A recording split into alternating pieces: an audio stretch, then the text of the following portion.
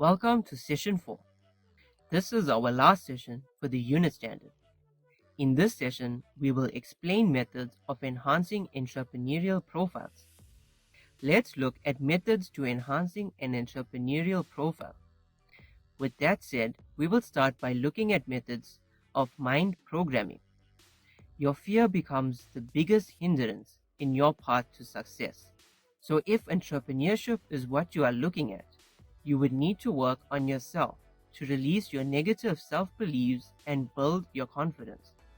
The problem is that with time, our negative beliefs become like long-held bad habits, which are difficult to break. They get so firmly entrenched in our subconsciousness, and we eventually accept them as part of our personalities. Therefore, to get completely rid of our negative beliefs, we would need to look for a way to communicate with our subconscious. We will look at two methods of doing this.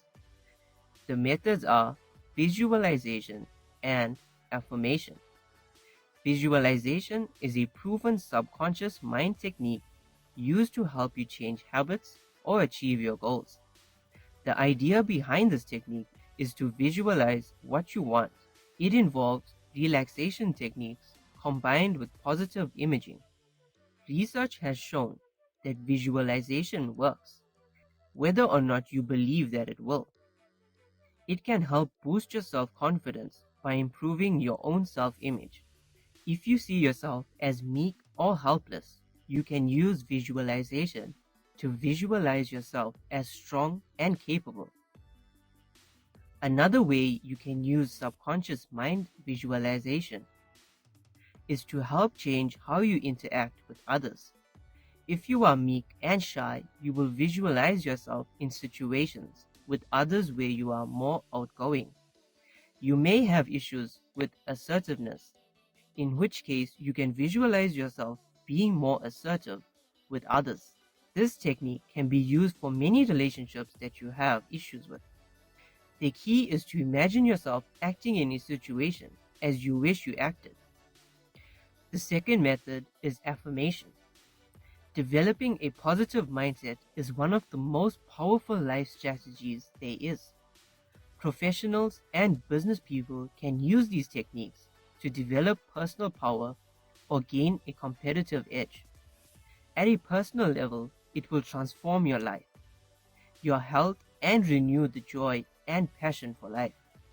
Imagine waking up each morning bursting with excitement, energy, and joy for the new day. It really is that powerful. Our subconscious uses the behavior patterns we have learned to automatically respond and react to many everyday events in our life. This is essential to our survival. We need to be able to respond quickly to events around us, which would be impossible if we had to re-examine every aspect of things every time something simple happens. Our learned responses and thought patterns enable us to automatically respond to circumstances quickly and easily. According to Napoleon Hill and Dennis Kimbro in Think and Grow Rich, a Black Choice, there are 8 mental laws. These laws are the laws that govern all thinking.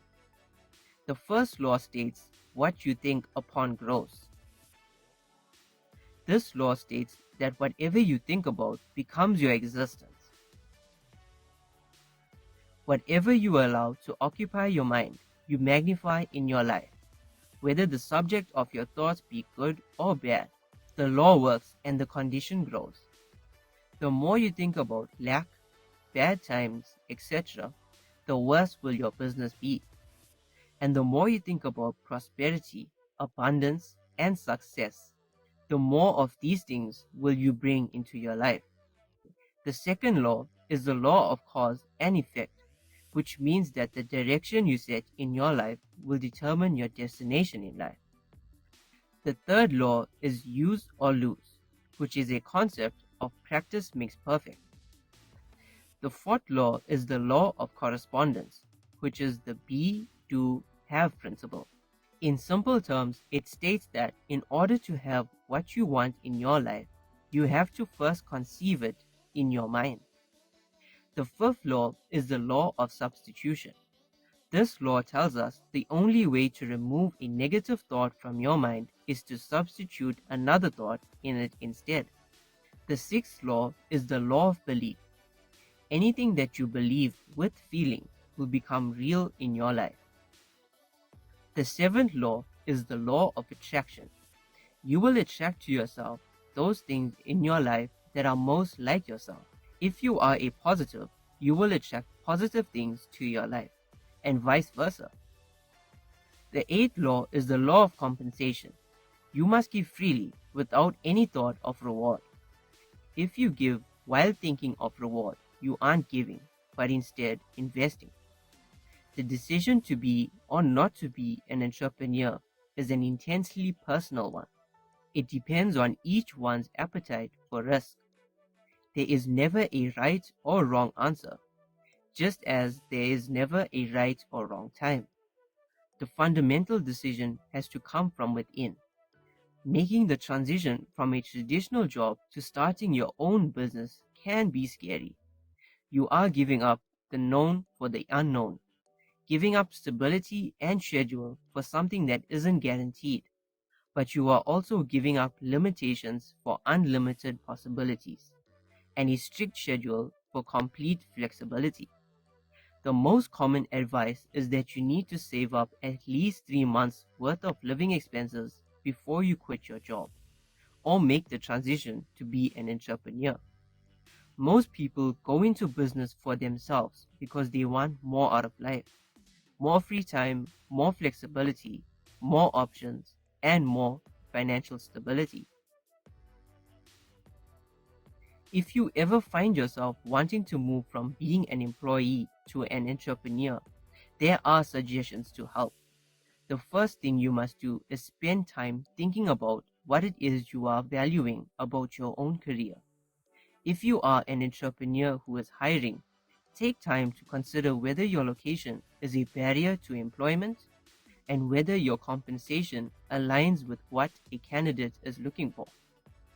If those things aren't aligned, odds are your candidate will either turn the job down or won't last long as an employee. You must take into consideration that you will be responsible for multiple tasks when your enterprise starts off. In this case, you shouldn't be afraid to ask people for help or look for resources online or any other place you can get information like a library. Don't wait until you start your business to get involved in the industry. Start interacting with professional organizations and networking groups ahead of time. People will be happy to help you. Join an organization to be around people who have done this. You hear the good, the bad, and the ugly. There are no words to describe how valuable that can be. With that being said, we have come to an end of our lesson for the day. I hope that everyone understood what we went through. Please do go over everything at home, and I will see you all in our next unit standard.